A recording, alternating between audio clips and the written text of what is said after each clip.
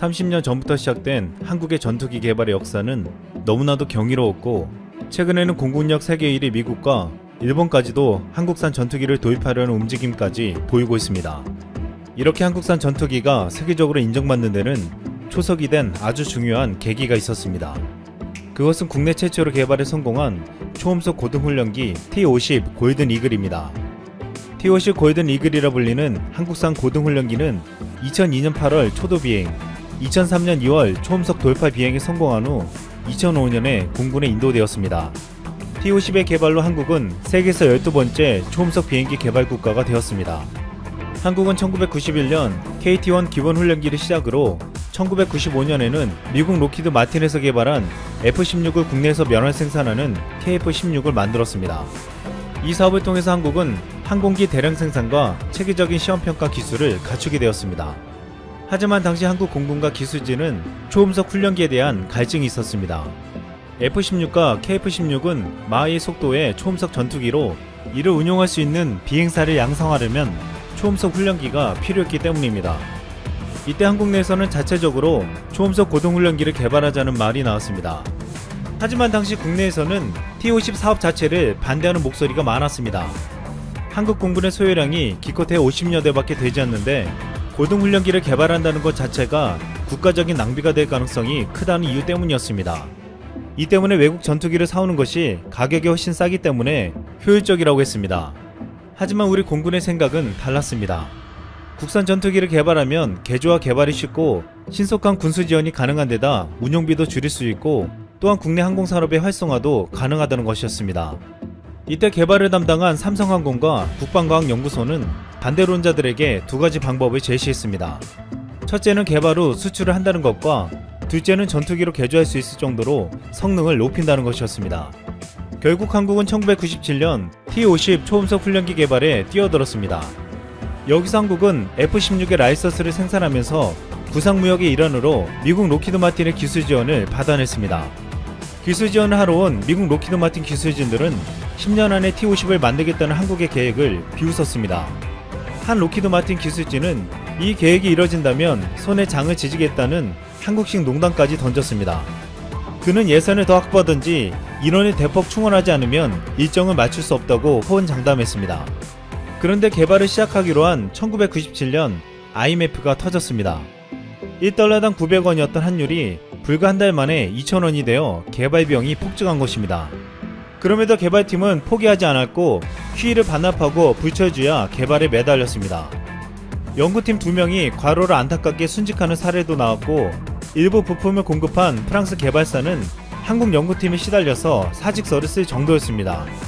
결국 한국은 목표 기간보다 4개월이나 빨리 시제기 개발을 성공적으로 마쳤습니다. 로키드 마틴 측은 한국이 해낸 업적에 혀를 내둘렀습니다.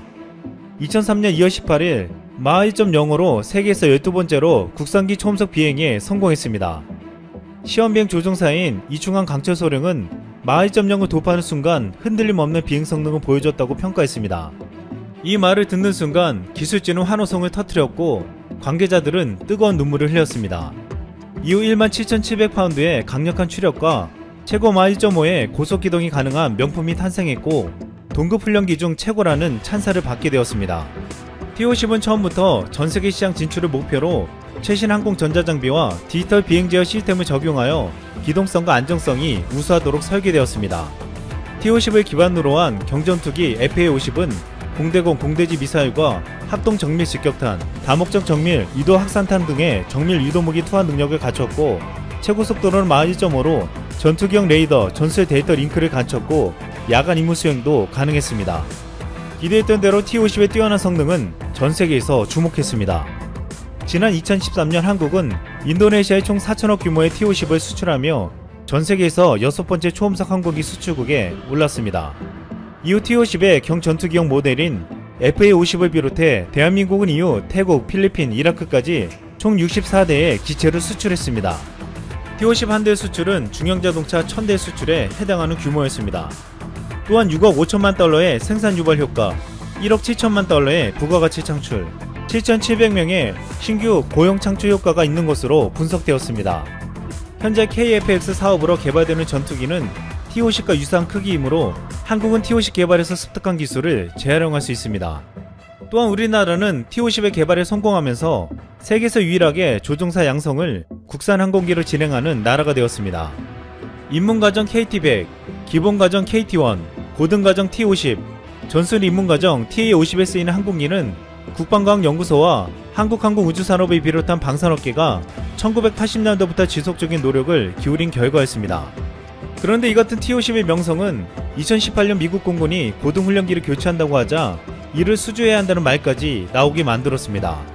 이 사업은 미 공군이 57년 된 T-38 훈련기를 교체하는 사업으로 1차적으로 훈련기 351대와 시뮬레이터 46대를 구매하고 계약상 훈련기 총 475대와 시뮬레이터 120대까지 구매한다는 것이었습니다. 미 공군의 훈련기를 납품하면 그 실적이 미 공군의 추후 입찰은 물론 다른 국가 입찰에도 유리하게 작용할 수 있어 큰 기대를 모았습니다. 경제적으로 보면 이것은 351대 18조 규모의 사업으로 앞으로 100조 원대 연쇄 수주에도 잠재 효과를 가지고 올 수 있다고도 보았습니다. T-50 훈련기는 F-35 전투기에 최적화된 고등 훈련기로 이미 인도네시아, 필리핀 등에 수출되어 성공적으로 운영되며 신뢰성을 가지고 있었습니다. 한국 KAI는 로키드 마틴사와 컨소시엄을 구성해 사업 수주에 도전했는데 미국 보잉, 스웨덴 사부 컨소시엄과 이탈리아의 레오나르도가 참가하며 막바까지 치열한 수주전을 펼쳤습니다. 그런데 결국 미국은 보잉 사부 컨소시엄 T-7A를 선택했다고 발표했습니다. 미국이 보잉사를 선정한 가장 큰 이유는 비교할 수 없는 저렴한 가격이었습니다. 미 공군은 발표문에서 경쟁을 통해 훈련기 구매에 최소 100억 달러, 한화로 약 12조 원을 절약하게 됐다고 밝혔습니다. 미 공군은 원래 훈련기 351대에 197억 달러, 약 21조 8천억 원이 필요할 것으로 예상했습니다. 시장에서 예상한 사업 예정가는 163억 달러, 약 18조 원이었는데 보잉 컨소시엄은 92억 달러를 제시했습니다. T-50은 가장 강력한 성능과 경쟁력을 가졌다고 평가받았음에도 불구하고 거의 반값에 가까운 가격을 제시한 보잉에게 패배한 것입니다. KAI 관계자는 이번 입찰에 실패하면 사실상 군용기 사업을 접어야 하는 보잉의 절박함이 출혈 수준의 배팅을 감수하게 한 것 같다고 해석했습니다. 그런데 최근 다 끝난 줄 알았던 미 훈련기 도입에서 문제가 벌어지면서 다시 한국을 찾는 상황이 발생했습니다. 지난 3월 미국에서 미 공군이 보잉 사업의 신형 T-7A 레드호크 도입 전 KIA의 T-50 기종 4대에서 8대를 장기 임차하는 계획을 추진하고 있다고 보도되었습니다. T-7A 고등훈련기는 2024년 이후에나 전력화될 예정이기 때문에 지금 바로 도입해 운용할 수 있는 고등훈련기를 임대한다는 것입니다.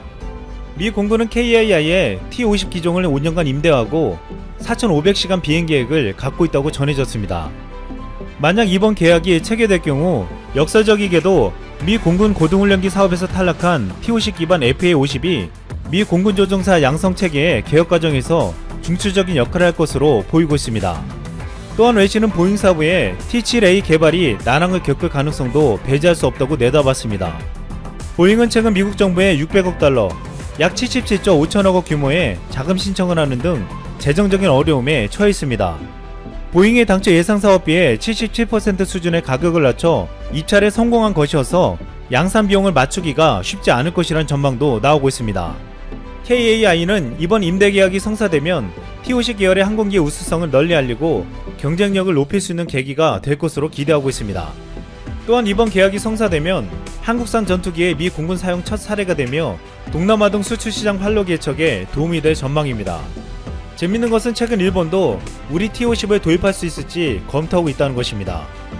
일본은 지난 2018년 스텔스기 F-35A 105대, 경항모인 이지스모함에 탑재할 수직 이착륙기인 F-35B 42대를 도입한다고 알려졌습니다. 그런데 최근 일본 항공자위대 T-4 훈련기는 잦은 고장으로 문제를 일으키고 있습니다. T-4 훈련기는 최초 배치 이후 30년이 지나 정비를 해도 엔진 출력이 나오지 않는 등 문제가 지속되고 있어 근본적인 대책이 요구되는 상황입니다. 그러자 일본 내에서 한국의 T-50 고등훈련기 도입 가능성도 신중히 검토해야 한다는 견해가 제기되고 있습니다. 하지만 최근 한국과 불신이 커져가는 일본의 입장에서 T-50을 달라고 하기는 쉽지 않을 것으로 보이고 있습니다. 한국은 30년 동안 수많은 반대에도 불구하고 전투기를 개발해왔습니다. 안녕하세요. 즐거운 라디오입니다. 오늘도 제 방송을 들어주셔서 진심으로 감사드립니다. 바쁘시겠지만 좋아요, 알람, 구독 한 번씩 꼭 부탁드립니다. 저에게 정말 큰 힘이 됩니다. 자, 오늘의 제목, 일본 마지막 자존심 최대 IT 기업이 한방에 무너지고 있다는 현재 상황. 이번엔 20조 날리는 것 아니냐는 걱정의 일본 정부 국민 대혼란, 이란 주제로 여러분들과 한번 이야기해 보도록 하겠습니다. 일본 경제가 심상치 않습니다. 최근 글로벌 혁신 기업의 한국 기업들이 여러 순위에 포진한 데 비해 실제 일본의 대표적인 기업은 토요타와 소니 정도밖에 없는데요. 소니 또한 매년 그 순위가 추락하고 있어서 점점 세계에서 잊혀지는 기업이 되고 있습니다. 하지만 일본을 다시 한번 일으켜줄 IT 기업이 등장하면서 일본은 희망을 갖게 되는데요.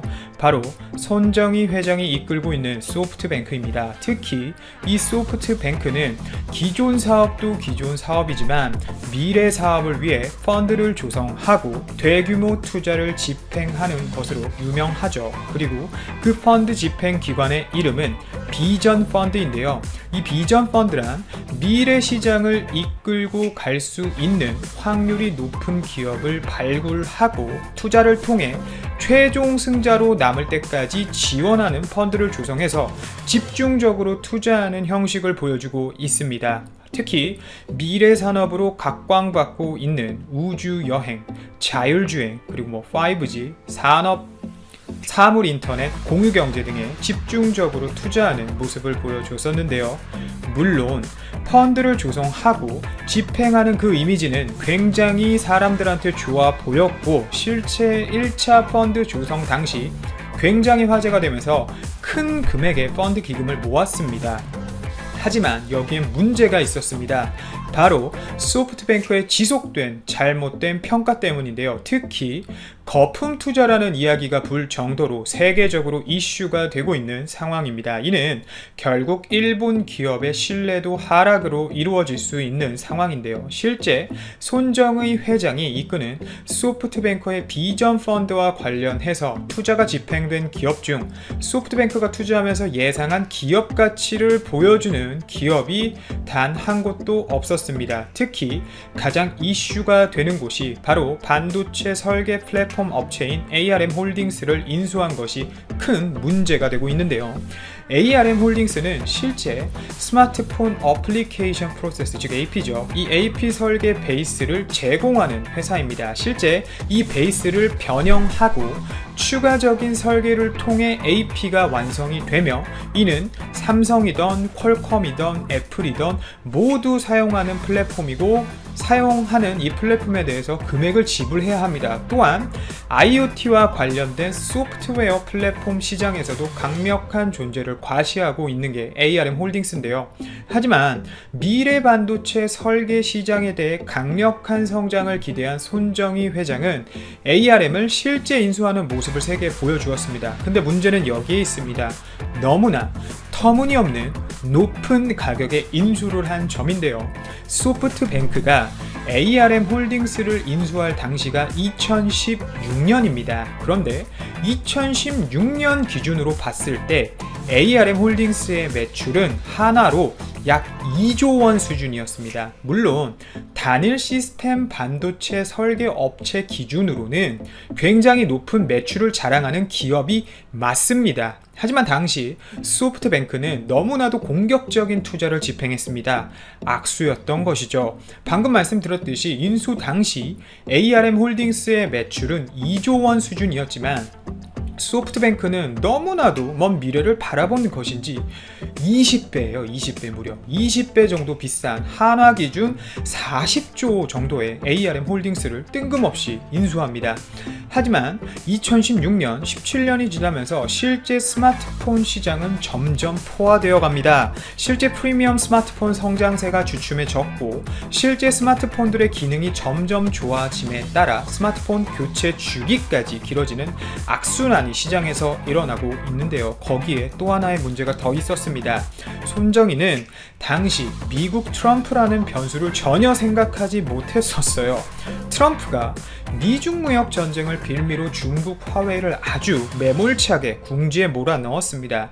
실제 안드로이드 기반의 앱을 중국에게 사용하지 못하게 하고 ARM의 설계 기반조차 사용하지 못하게 하는 초강수를 중국에게 직접 들이밀면서 ARM 홀딩스의 매출은 오히려 2018년에는 더 떨어졌고 소프트웨어 매출 또한 늘어나지 않은 모습을 보여주었습니다. 이는 ARM 홀딩스의 주가에도 고스란히 반영이 됩니다. 결국 이번 연도에도 손정희 회장이 그렇게 외치던 2025년 소프트웨어 부문 목표 매출액 20억 달러에 10분의 1도 못 미치는 1억 9천만 달러 수준의 매출이 예상이 되고 있습니다. 꿈만 꾸고 있는 거죠. 그리고 현재 ARM 홀딩스의 문제뿐만이 아닙니다. 최근 우리나라에서 택시업계가 강력하게 반발하고 나서는 공유경제 업체가 하나 있습니다. 바로 우버인데요. 실제 이 자동차라는 아이템을 공유경제라는 발상으로 모두가 공유할 수 있도록 하는 시장을 꿈꾸는 업체입니다. 실제 손정희 회장은 공유경제 플랫폼이라는 미래에 관심이 많았고 우버에도 대규모 투자를 집행했지만 실제 우버는 상장 이후 약 30% 정도 가까이 주가가 떨어진 상태로 거래가 되고 있습니다. 특히 우버뿐만 아니라 공유경제라는 플랫폼에 목을 매던 소프트뱅크의 투자는 다시 한번 또 문제가 지금 되고 있는데요. 최근 사무실을 공유한다는 플랫폼을 내세워 성장하고 있는 위워크라는 기업이 있습니다. 그리고 실제 이 위워크의 지분을 소프트뱅크가 약 30% 정도 가지고 있는데요. 이 위워크의 기업 공개가 사실 바로 내일 23일이었습니다. 근데 실제 잘못된 투자와 실질적인 투자 대비 얻는 이익이 적은 문제로 이 위워크의 기업 공개는 뜬금없이 12월 연말로 급하게 미루어졌습니다. 자신이 있고 미래 가치가 있는 플랫폼이었다면 여태 행보에서 보여주었듯이 당당하게 기업 공개를 했겠지만 여태 본인들이 보여준 모습은 너무나 초라했기 때문에 이런 상황에서 위워크라는 또 공유경제라는 플랫폼을 내세운 기업 공개를 하기엔 소프트뱅크의 이미지에 너무 큰 타격을 주기 때문이죠. 또한 소프트뱅크는 우리나라 쿠팡과도 많은 연관이 되어 있습니다. 쿠팡의 시장 가치는 이제 다른 타 인터넷 마켓과 수준이 다를 정도로 빠른 시간에 성장하고 있습니다. 사실 티몬과는 이제 차이가 너무 좀 벌어져서 경쟁업체라고 부르기도 어색할 만큼 쿠팡은 편리한 서비스를 현재 국민들에게 제공하고 있는데요. 특히 새벽 배송, 당일 배송, 로켓 배송이라고 하죠. 하루 만에 배송 등으로 국민들에게 아주 많은 관심을 받고 있는 회사입니다. 하지만 쿠팡에겐 검은 그림자가 하나 있습니다. 바로 적자폭인데요. 대부분의 기업은 기업의 가치를 평가받을 때 매출, 순익, 적자폭 등으로 평가를 받고 있습니다. 물론 미래의 기업 가치에 대해서도 어느 정도 기업 가치에 반영이 되겠지만 현실적으로는 매출, 순익, 적자라는 숫자로 표현이 되는데요. 기업 가치가 성장하는 모습을 보여주고 있지만 실제 순익 대비 적자폭이 기업의 가치가 성장하는 만큼 비슷한 비율로 지금 쿠팡 같은 경우는 적자폭이 높아지고 있습니다. 실제 소프트뱅크가 투자한 기업들 중 상장 후 기업 가치가 오른 회사는 단 2곳밖에 되지 않습니다. 이런 소프트뱅크의 모습을 보고 세계에선 일제히 거품 투자라며 강력한 비난을 하고 있는데요. 영국 파이낸셜 타임즈에 의하면 1000억 달러 규모로 비전 펀드가 약 100여 개에 달하는 기업에 투자를 했지만 실제 기술과 관련된 어떤 혁신과 양적 완화가 동시에 겹쳐져 있는 상황이기 때문에 약 20여 년 전 세계가 겪었던 2000년대 초 IT 버블과 굉장히 동일한 상황이라며 지적을 했는데요. 특히 상장주에 투자를 하던 옛날 방식과 달리 단지 기업의 미래 가치만으로 비상장주에 많은 금액을 투자하는 소프트뱅크 비전 펀드의 투자 방식에 문제가 있을 수밖에 없고 금융위기가 실제 도래할 시기쯤 세계에서 가장 큰 패배자로 손정희 회장, 소프트뱅크, 일본, 그리고 비전 펀드라는 강력한 비난을 하고 있습니다. 결국 이런 상황 때문에 현재 소프트뱅크의 2호 비전 펀드의 투자금이